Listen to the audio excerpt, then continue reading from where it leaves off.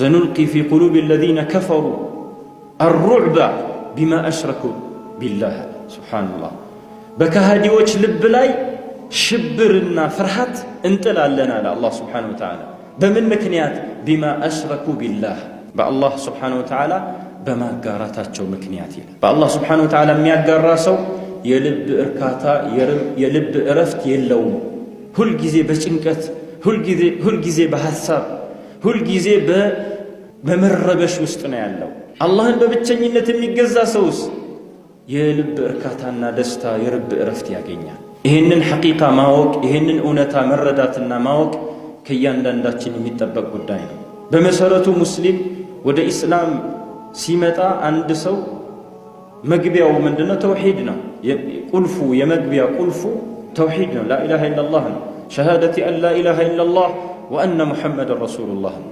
ይሄንን ያላለ ሰው በዚህ ያልመሰከረ ሰው ሙስሊም ሊባል አይችልም። ስለዚህ ከምንም ነገር በፊት ቀድሞ መታወቅ ያለበት የዋጅቦች ሁሉ ዋጅብ የግዴታዎች ሁሉ ግዴታ ይችን የሸሃዳ ወይ የምስክርነት ቃላቶች እነዚህ ሁለቱን በደንብ አጥርቶ ማወቅና መገንዘብ ነው።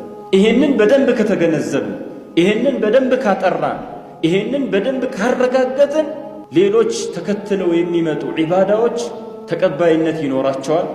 በሚገባ መልኩም አላህን ሱብሓነሁ ወተዓላ እንድንገዛ በር ይከፍትልናል ማለት ነው።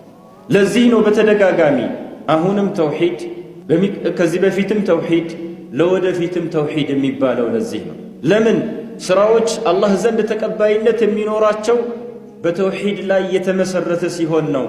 ቡኒየ ልኢስላሙ ዐላ ኸምሲን ሸሃደቲ አን ላ ኢላሃ ኢለላህ وأن محمد رسول الله وإقام الصلاة وإيتاء الزكاة وصوم رمضان وحج بيت الله الحرام لمن استطاع إليه سبيلا يا الله ملك تنيا اسلمنا بأمست مسوسوج تجنبتوال سيلو يمجمريا يتقسوت من دنم الله بستكر بأونت لجزوت يميقبا أملاك دليل ممسكر نبي محمد يا الله ملك تنيا عليه الصلاة والسلام هناتشو ممسكرنا عند عندنا يقطروت ሁለቱን እንደ አንድ ነው የሚቆጠረው። ሁለቱም ተያያዥ ስለሆኑ ነው። አንዱ ያለ አንዱ ስለማይቆም አንድ ሰው ሸሃዳ ብሎ በነብዩ መሐመድ አለይሂ ሰላቱ ወሰለም ነብይነት ካልመሰከረ ሙስሊም ሊባል አይችልም። በተለይ በዚህ ኡመት ማለት ነው። ነብዩ መሐመድ ነብይ ሆነው ከተላኩ ጊዜ ጀምሮ እስከ ቂያማ ድረስ በዚህ ምስክርነት መስጠት አለበት ማለት ነው። ስለዚህ አዩሃ الإخوة ከምንም ነገር በፊት ይሄ ተውሂድ መቀደም አለበት ስንል በምክንያት ነው። ለምን? ምክንያቱም ስራዎች ሁሉ የተመሰረቱት በል ኢስላም በመሰረቱ የተመሰረተው بكلمة لا إله إلا الله أي بكلمة التقوى وكلمة الإخلاص. كلمة الإخلاص تبالالج كلمة التقوى تبالالج وألزمهم كلمة التقوى وكانوا أحق بها وأهلها. الله لصحابوች ሲጠቅሙ ሲያወድሳቸው ማለት ነው ምንድነው ያላቸው? ለዚች ለላ ኢላሃ ኢላላህ ከሊመተ ተቅዋ ተገቢዎቹ እነሱ ናቸው አለ። ተቅዋቸው ያላቸው ኢማን ያላቸው ለአላህ ፍራቻ በጣም የጠነከረ ስለሆነ ማለት ነው። እና ዒባዳችን ምን ያህል ነው? በሚገባ መልኩ አላህ በሚፈልገው ነው አላህን እየተገዛን ያለ ነው ወይስ በዘፈቀደ ዝም ብለን በመሰለን ነው አላህን እየተገዛን ያለ ነው? በደንብ መታወቅ አለበት።